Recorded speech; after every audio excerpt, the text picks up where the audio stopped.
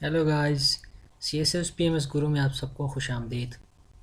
ہم پاکستان افیئرس کا political movement 1906 سے 1935 پڑھ رہے ہیں، اور آج کا جو ہمارا ٹاپک ہے وہ سائمن کمیشن کے بارے میں ہے، اور دیکھتے ہیں اس کی background. Complexity of dyarchy system. اس سے پہلے لیکچر میں جو ہم نے ایکٹ 1919 جو ہم نے ویو کر لیا، اور اس میں جو ڈائرکی سسٹم کا جو ایک انہوں نے انٹروڈیوس کیا تھا، جس میں پروونشل آٹونومی دینے کے بجائے ایک پروونس کو انہوں نے دو سیکشن میں ڈیوائیڈ کیا تھا، جسے ریزروڈ اور ٹرانسفر سیکشن سے جانا جاتا تھا۔ تو اس کی کمپلیکسٹی کی وجہ سے جو انڈیا میں جو حالات ایک پیچیدہ ہو گئے تھے، اسی وجہ سے جو پی ایم تھا یو کے کا اسٹینلی بیلڈن، وہ wanted to reforms in constitution of India. تو انہوں نے جو کنسٹیٹیوشن میں اس میں کچھ چینجز لانے کے لیے، کیونکہ بہت سے کمپلیکسٹی پیدا ہوئے تھے، ایک کمیشن بھیجی comprised of 7 members headed by sir John Simons, sent to India in 1927۔ تو 1927 کو انہوں نے ایک کمیشن جس میں 7 ممبرز تھے، اور وہ انڈیا بھیجا۔ اور یہاں بھی آپ کو ایک ایم سی کیوز ملتا ہے کہ کمیشن سائمن کمیشن میں کتنے ممبرز تھے، تو 7 ممبرز تھے۔ گائس یہ آپ نے یاد رکھنا ہے کہ سائمن کمیشن میں 7 ممبرز تھے۔ یہ جو ون سبجیکٹ پیپرز بھی جو ہوتے ہیں نا اکثر، اس میں بھی اس طرح کے ایم سی کیوز آتے ہیں کہ جو سائمن کمیشن تھی اس کی ممبرز کی تعداد کتنی تھی، تو وہ 7 تھی۔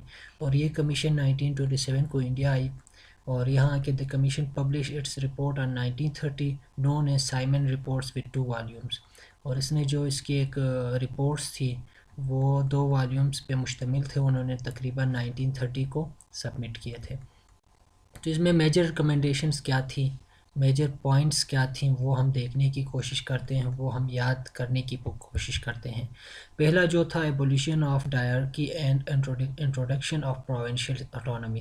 جو پروونس میں ایک ڈائرکی سسٹم انہوں نے انٹروڈیوس کیا تھا، جو پچھلے لیکچر میں ہم نے وہ ڈسکس کر لی، جو ٹرانسفرڈ اور ریزرو سیکشن کی بات انہوں نے جو کی، تو وہ اس کمیشن میں وہ ایولیوشن مطلب اس کو ختم کیے جانے کی ایک تجویز دی گئی۔ اور پھر introduction of provincial autonomy, province کو خود مختار بنانے کی ایک تجویز دی گئی۔ ٹھیک ہے گائز۔ اور دوسرا پوائنٹ اس میں آتا ہے کہ governors and governor general should given special powers. جو گورنرز ہیں مختلف پروونس کے، اور ساتھ میں ان کے اوپر جو گورنر جنرل ہوتا ہے، ان کو اسپیشل پاورز دی گئی ہیں، دوسرا پوائنٹ۔ اور تھرڈ پوائنٹ اس کا انٹروڈکشن آف ڈائرکی ان سینٹر۔ اس سے پہلے جو انہوں نے بات کی تھی 1919 میں، اس میں انہوں نے ڈائرکی سسٹم جو تھا وہ پروونس کا تھا، ٹھیک ہے۔ تو انہوں نے کہا کہ ڈائرکی سسٹم جو ہے وہ سینٹر میں رکھیں، کہ سینٹر میں ایک 2 سیکشن بنا لیں، اس میں جو ایک بعض جو ڈپارٹمنٹس ہوتی ہیں، جو منسٹری ہے وہ برٹش کے پاس رہیں، جس میں لا اینڈ آرڈر ہے، جس میں فارن افیئرس ہے، اور دوسرے جو ہیں وہ پھر انڈینس کو دی جائے۔ تو وہ انہوں نے ڈائرکی سسٹم جو ہے وہ انہوں نے سینٹر میں رکھنے کی تجویز دے دی۔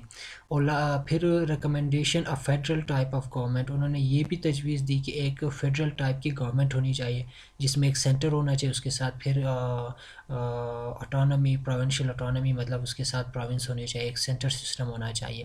اس کے بعد لاسٹ میں انہوں نے کہا کہ سندھ کو بامبے سے سپریٹ کرنے کو دیکھنا چاہیے، دیکھا جا سکے گا یا دیکھا جائے گا، مطلب سندھ کو ابھی تک بامبے سے سپریٹ نہیں کیا گیا، لیکن اس کو ایگزامن دیکھیں گے، ٹھیک ہے۔ مطلب یہ 5 مین میجر ریکمنڈیشنز تھی۔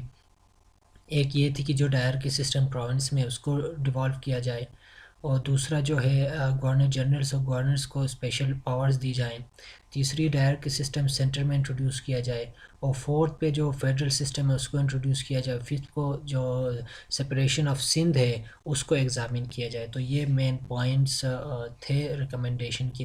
لیکن اس میں مین چیز جو تھی، جو مسلم لیگ اور خاص کر انڈینس کانگریس اس کے خلاف، اس لیے وہ انہوں نے بائیکاٹ کی کہ اس کے جو 7 ممبرز تھے، جو 7 ممبرز تھے، اس میں ایک انڈین کو بھی انہوں نے انکلوڈ نہیں کیا، شامل نہیں کیا۔ اس کی وجہ سے انہوں نے جو تحریک چلائی، جو سائمن گو بیگ مختلف بینرز نکال کے جو جلسے جلوس کیا کرتے، احتجاج کرنا شروع کی۔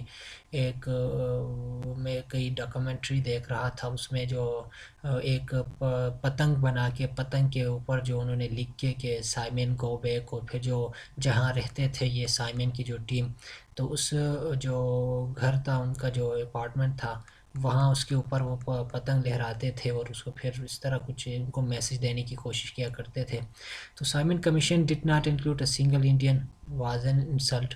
تو اسی وجہ سے کہ اس میں ایک بندہ بھی جو تھا وہ انڈین کا ریپرزنٹیٹیو نہیں تھا، اس لیے یہ چیز ناکام ہو گئی، اور سب جو پولیٹیکل پارٹیز تھی، جو انڈینس تھے، انہوں نے اس کی مخالفت کی اور بائیکاٹ کی. اس طرح یہ جو ریکمنڈیشنز تھی یہ فیل ہو گئی.